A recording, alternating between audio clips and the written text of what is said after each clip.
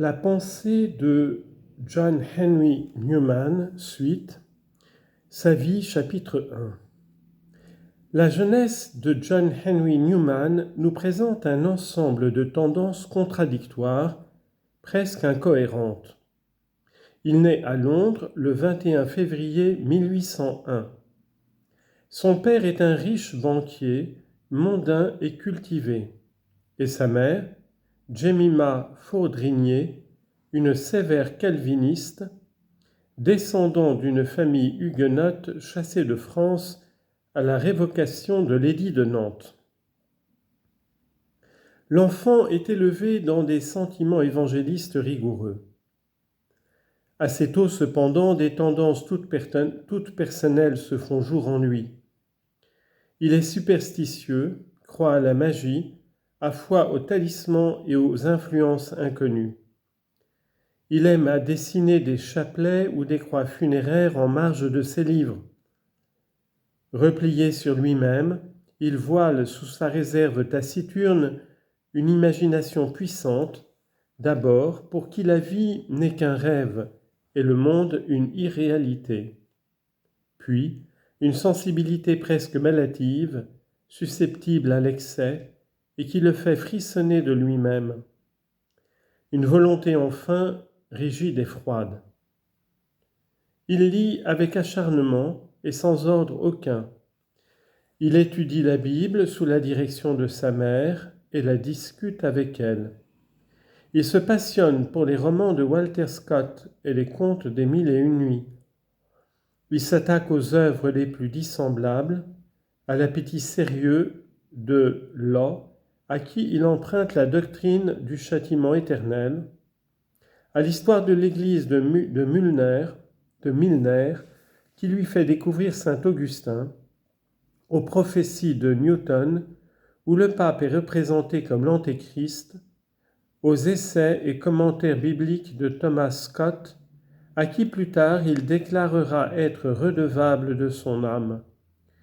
Toute lecture, ajoute-t-il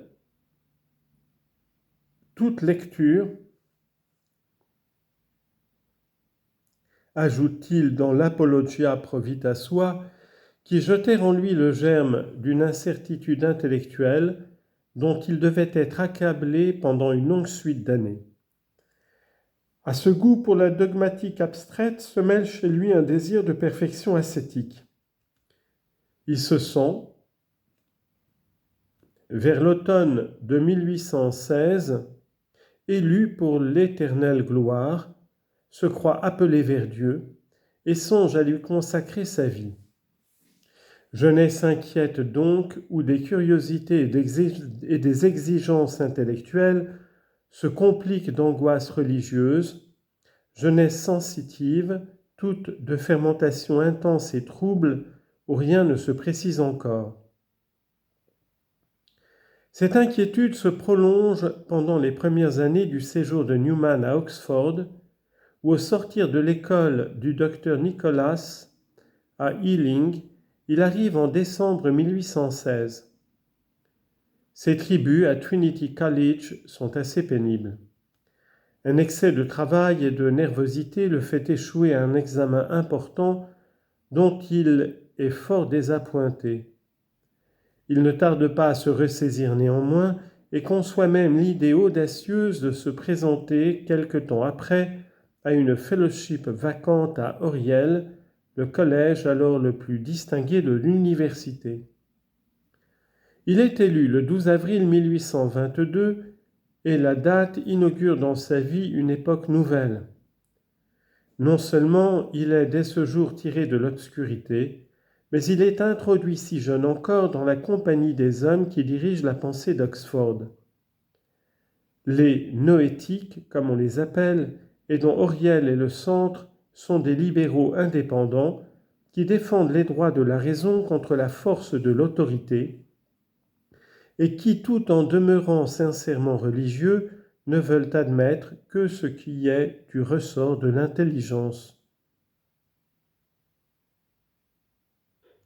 Ce sont des esprits avant tout critiques, comme Watelai par exemple, le représentant le plus autorisé du groupe logicien, un peu sec et tranchant, à la cordialité bourrue, au franc-parler et aux rudes manières, qui vint au secours du timide Fellow, malmena ses délicatesses excessives et lui apprit à avoir confiance en lui-même. Ou encore comme Hawkins, plus affiné, qui lui inculqua le souci du mot juste, l'art de discerner les idées connexes mais distinctes, et cette habitude qu'il devait garder toujours de prévenir les erreurs par anticipation.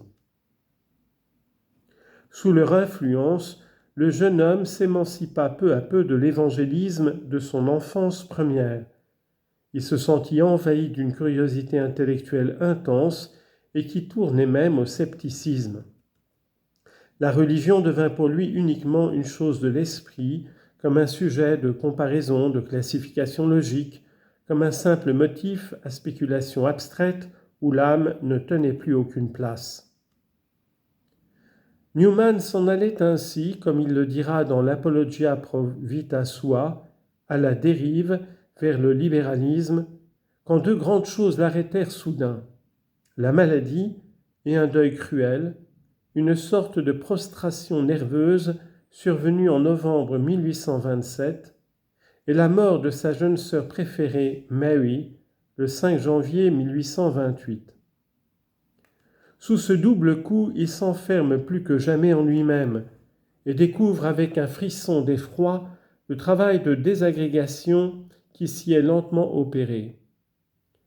Se séparant alors de Waterloo, il se rapproche de Cabell, le grave poète si respectueux de l'ordre et de la tradition, auquel il voue dès ce moment une vénération que rien ne viendra jamais amoindrir, et il se lie intimement avec Howell Froude, ardent, emporté, téméraire même, qui admire hautement le système hiérarchique de l'Église de Rome, qui affectionne certaines pratiques toutes catholiques comme le culte de la Vierge, la mortification et la pénitence.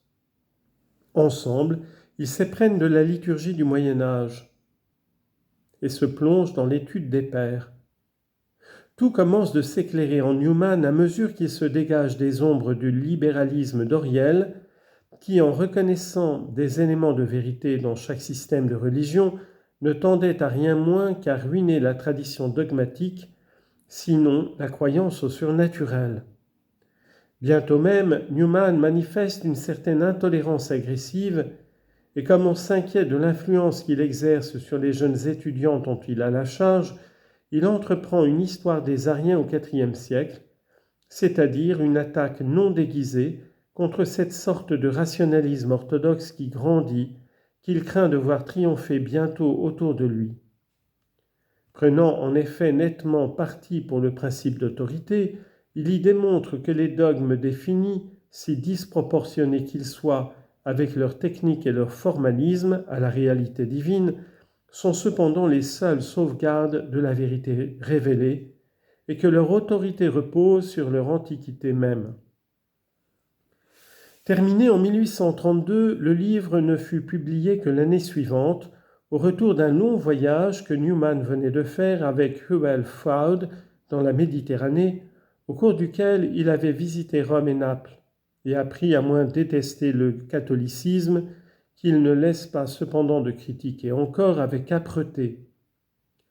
À la suite d'une grave maladie mystérieuse survenue en Sicile et qui lui parut comme un nouvel appel divin, il se prend à écrire de nombreux poèmes où il dit son incertitude angoissée, le pressentiment en outre qu'il a en Angleterre une haute mission à remplir, la confiance enfin que la bienfaisante lumière l'aidera à sortir des ténèbres qui l'entourent et le guidera en avant.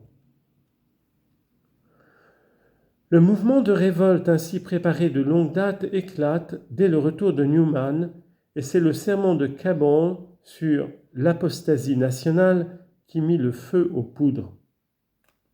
Newman comprit que l'heure était venue de jeter le cri d'alarme et qu'il ne s'agissait plus désormais d'une simple controverse d'école comme celle des noétiques, mais d'un vaste mouvement politique et intellectuel à la fois qui commençait d'encercler l'Église établie. Prenant l'offensive, il inaugure avec ses amis dès le mois de septembre 1833 la série des tracts for the Times.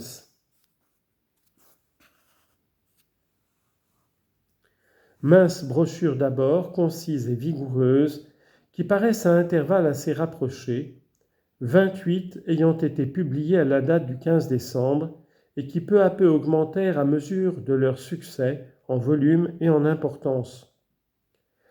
L'idée fondamentale de ces tracts est la prééminence absolue du sacerdotalisme. Dans le tout premier, Newman pose cette question, citation, « Sur quelle base devons-nous établir notre autorité à présent que l'État nous abandonne ?» Et il répond, « Sur la succession apostolique. » À l'interprétation individuelle de la Bible, les tractariens opposent l'interprétation traditionnelle basée sur l'autorité des pères. À la toute-puissance du jugement personnel, ils opposent la nécessité de la discipline dogmatique. À l'élément politique et laïque enfin, qui est à la base de l'anglicanisme, ils opposent non point la hiérarchie du catholicisme romain, dont ils se méfient à tant d'égards, mais l'organisation du christianisme primitif, non corrompu encore par l'erreur. Les 29 tracts que Newman contribua lui-même à la série, qui devait en contenir 90, forment un des éléments caractéristiques de son œuvre. On l'y aperçoit véhément, batailleur, enthousiaste à l'égard de ses amis, accablant ses ennemis de son ironie cinglante et farouche, animé, à part quelques moments de découragement, d'une énergie exubérante, tenant à la lettre la promesse qu'il s'était faite à lui-même en rentrant en Angleterre, citation, « Les temps sont troublés et Oxford va avoir besoin d'hommes à tête chaude, je veux en être et jouer mon rôle », fin de citation.